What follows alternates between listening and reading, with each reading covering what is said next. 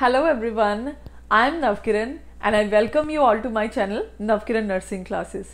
Friends, आज मैं आप सबके लिए एक बहुत ही इम्पॉर्टेंट टॉपिक डिस्कशन के लिए लेके आई हूँ and this is a continuation of my last video.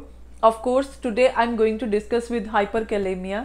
तो पिछली वीडियो में मैंने आपको हाइपोकैलेमिया के बारे में बताया था. इस वीडियो में हम डिस्कस करेंगे हाइपरकैलेमिया के बारे में. जैसे आप सबको पता है, हाइपरकैलेमिया एक ऐसा टॉपिक है जो कि बहुत सारे स्टूडेंट्स को कुछ डिफिकल्ट लगता है, लेकिन आज इस लेक्चर को सुनने के बाद you will feel much confident in this particular topic. तो बेसिकली ये एक ऐसा टॉपिक है जिसमें से काफी बारी एंट्रेंस एग्जाम में क्वेश्चंस आपका एग्जामिनर आपसे पूछ सकता है. तो ये लेक्चर स्टार्ट करने से पहले एक रिक्वेस्ट है आप सबसे. If you are watching my channel for the first time, kindly subscribe my channel, जिससे कि आने वाली वीडियोस की नोटिफिकेशन आप तक पहले ही पहुंच जाएगी. तो चलिए आज का ये टॉपिक हाइपरकैलेमिया स्टार्ट करते हैं.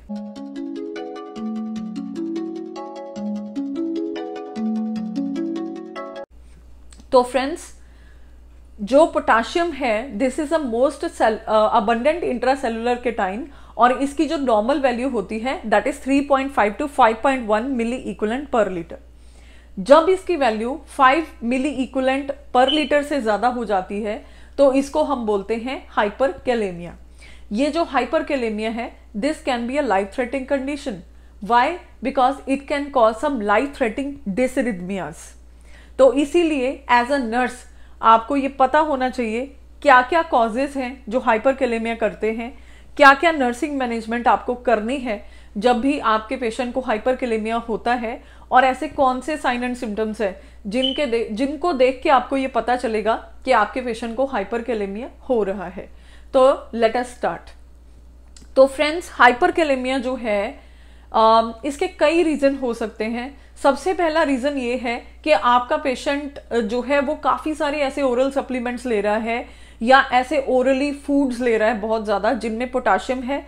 तो ऑब्वियसली अगर आप बहुत ज्यादा पोटाशियम इंजेस्ट करते हो तो आपको हाइपरकैलेमिया हो सकता है. सेकंड रीजन है इंजेक्शन KCl.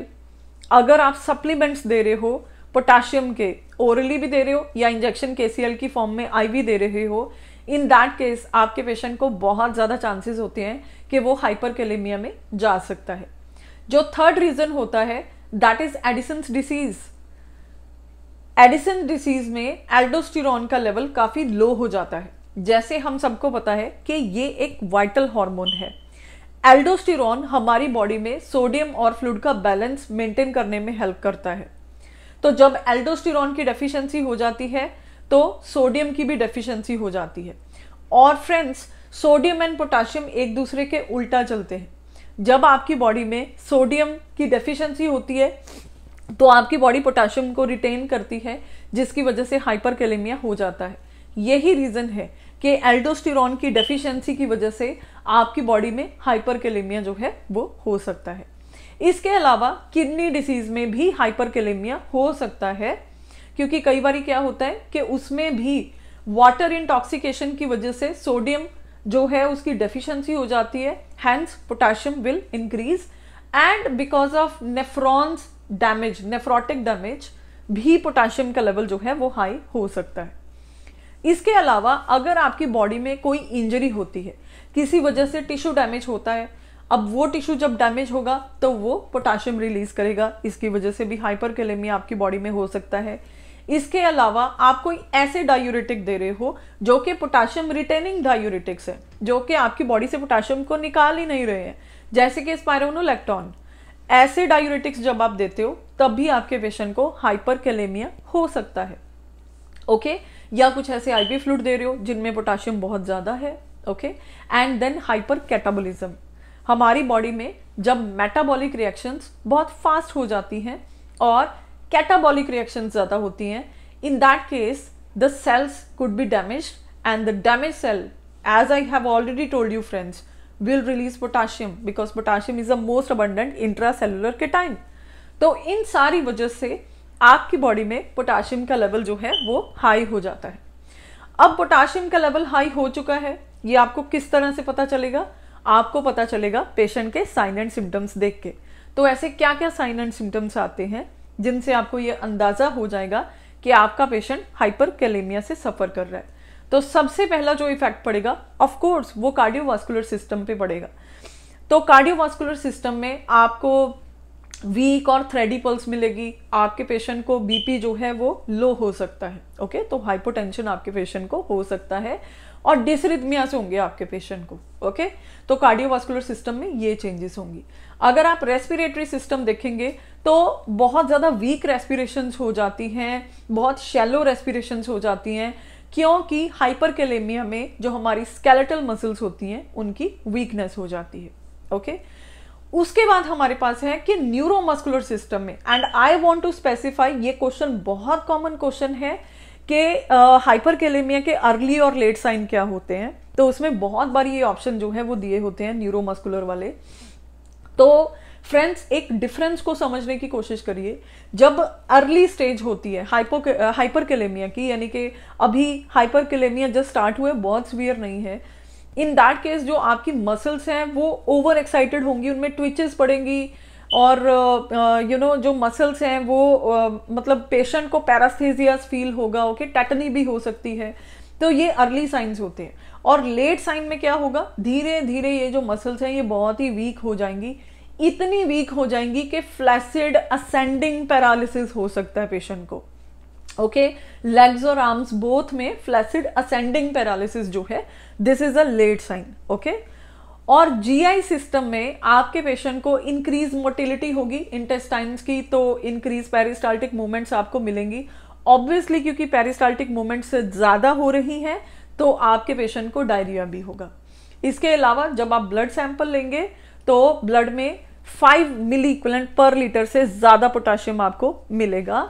और ईसीजी चेंजेस तो सबसे ही प्रोमिनेंट होती हैं और सबसे इंपॉर्टेंट भी होती हैं, बहुत बार ये आपके एंट्रेंस में भी पूछा जाता है। तो हाइपरकैलेमिया में टॉल पीक्ड टी वेव आपको मिलेगी, टॉल पीक्ड टी वेव, और जो क्यूआरएस कॉम्प्लेक्स है दैट विल बी वाइडेंड, जो हमारा पी वेव या पी सेगमेंट होता है that will be flat, PR segment भी आपको इन्वर्टेड या फ्लैट जो है वो मिलेगा। ओके, तो ये ईसीजी चेंजेस जो हैं वो हाइपरकैलेमिया में होती हैं। अब आप एक नर्स हैं, आपने पेशेंट की मैनेजमेंट करनी है, उसके साइन एंड सिम्टम्स जो है उनको कैसे आपने रिलीव करना है, तो क्या क्या स्टेप्स होते हैं। सबसे पहले तो हमने पेशेंट का कार्डियोवास्कुलर स्टेटस जो है वो मॉनिटर करना है। ये सबसे क्रिटिकल होता है, सबसे इंपॉर्टेंट होता है, क्योंकि इससे आपको पेशेंट की कंडीशन का पता चलेगा। सेकेंडली, हमने पेशेंट का रेस्पिरेटरी स्टेटस देखना है। जैसे कि हम पहले बात कर चुके हैं कि शैलो रेस्पिरेशन होती हैं, वीक रेस्पिरेटरी मूवमेंट्स है, तो आपका पेशेंट रेस्पिरेटरी फेलियर में जा सकता है। तो आपको रेस्पिरेटरी सिस्टम को असेस करना बहुत इंपॉर्टेंट होता है। थर्डली, हमने पेशेंट का न्यूरोमस्कुलर सिस्टम, उसका लेवल ऑफ कॉन्शियसनेस जो है वो असेस करना है, और क्या आपके पेशेंट को पैरालिसिस तो नहीं हो रहा, क्या आपके पेशेंट की जो मसल्स हैं उनकी क्या कंडीशन है, पैरास्थेसियास तो नहीं हो रहा आपके पेशेंट को, ये सारी चीजें हम असेस करेंगे। इसके साथ साथ जीआई सिस्टम को असेस करेंगे, पेशेंट को नॉजिया, वॉमिटिंग या डायरिया के लिए भी आपने असेस करना है। जब ये सारी असेसमेंट आप कर लेते हो तो फिर आपके सामने एक पिक्चर क्लियर हो जाती है how to do the management of your patient. तो बेसिकली सबसे पहला स्टेप क्या होना चाहिए, अगर आप केसीएल लगा रहे हो अपने पेशेंट को तो उसको इमीडिएटली बंद कर दो। अगर आप पेशेंट को ओरली पोटेशियम के सप्लीमेंट दे रहे हो तो वो भी आपको बंद करने पड़ेंगे। Immediately the doctor should be notified. Okay, अगर आपका पेशेंट पोटाशियम स्पेरिंग डायूरेटिक्स पे है, नंबर 1 तो बात ये बनती है कि जब भी आपका पेशेंट केसीएल पे है या पोटाशियम स्पेरिंग डायूरेटिक पे है तो उस पर हमने कंटिन्यूस मॉनिटरिंग रखनी है, क्योंकि आपका पेशेंट कभी भी हाइपरकैलेमिया में जा सकता है। अगर फिर भी वो हाइपरकैलेमिया में चला गया है तो आपको पोटाशियम स्पेरिंग डायूरेटिक इमीडिएटली बंद कर देने होते हैं। ओके, जैसे कि मैंने आपको बताया कि hyperkalaemia is a life threatening condition. अब इस केस में आपको एंटीडोट देना पड़ेगा। एंटीडोट इसका होता है sodium polystyrene sulfonate, sodium polystyrene sulfonate, clinical language में हम इसको केएक्सलेट भी बोल देते हैं। ये एक केटाइन एक्सचेंजिंग रेजिन होता है जो कि सोडियम की एब्जॉर्प्शन और पोटाशियम की एक्सक्रीशन में हेल्प करता है। ओके, तो ये इसका एंटीडोट होता है। इसके अलावा कई बार डॉक्टर आपको कैल्शियम ग्लूकोनेट का इंजेक्शन देने के लिए भी बोल सकता है। अब कैल्शियम का डायरेक्टली इसके साथ कोई रिलेशनशिप नहीं है, इसकी वैल्यू को डिक्रीज नहीं करता है कैल्शियम, लेकिन जो कैल्शियम है उसका काम क्या होता है? आप सबको पता होगा कि कैल्शियम जो है वो मसल की कॉन्ट्रैक्शन और रिलैक्सेशन में हेल्प करता है। ओके तो बेसिकली क्या है, जो डिसरिथमियाज हो रहे हैं because of the excess of potassium, उनको स्टेबलाइज करने के लिए हम कैल्शियम देते हैं। अदरवाइज कैल्शियम ना तो पोटाशियम के लेवल को इंक्रीज करता है ना ही डिक्रीज करता है। ओके सिर्फ कार्डिक डिसरिथमियाज को स्टेबल करने के लिए हम यहाँ पे पेशेंट को कैल्शियम दे रहे हैं। उसके बाद अगर आपके पेशेंट को बहुत सीवियर हाइपरकैलेमिया हुआ है तो कई बार आपको पेशेंट को डायलिसिस के लिए भी भेजना पड़ सकता है, क्योंकि हमने पेशेंट की जान बचानी है और हमें इमीडिएटली कोई ना कोई स्टेप जो है वो लेना पड़ेगा। इसके अलावा अगर आपके क्लिनिकल एरिया में कोई ऐसा पेशेंट है जिसका कि आपको पता है कि वो हाइपरकैलेमिया में जा सकता है, कोई इंजरी ट्रॉमा वाला पेशेंट है, तो इस केस में अगर आपको उस पेशेंट को ब्लड ट्रांसफ्यूजन करनी है तो एक चीज हमेशा ध्यान में रखें, हम कभी भी हाइपरकैलेमिया वाले पेशेंट में ओल्ड ब्लड ट्रांसफ्यूज नहीं करते हैं, क्योंकि हम सबको पता है कि आरबीसीज का लाइफ स्पैन होता है 120 डेज। तो जितना पुराना ब्लड होगा उसमें उतने ही हीमोलाइज्ड आरबीसीज होंगे। ओके तो बेसिकली जितने ज्यादा टूटे हुए आरबीसीज होंगे उतना ज्यादा पोटेशियम का लेवल उस ब्लड में होगा। तो ओल्ड ब्लड कभी भी आपको ऐसे पेशेंट को ट्रांसफ्यूज नहीं करना है।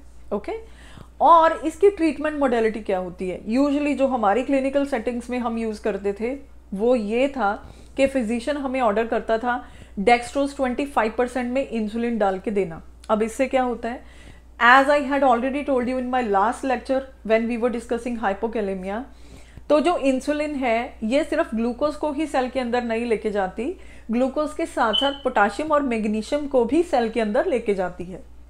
तो बेसिकली जब हम पेशेंट को डेक्सट्रोज में इंसुलिन डाल के देते हैं तो in addition to glucose the insulin will take potassium inside the cells and hence in our blood the level of potassium will be less.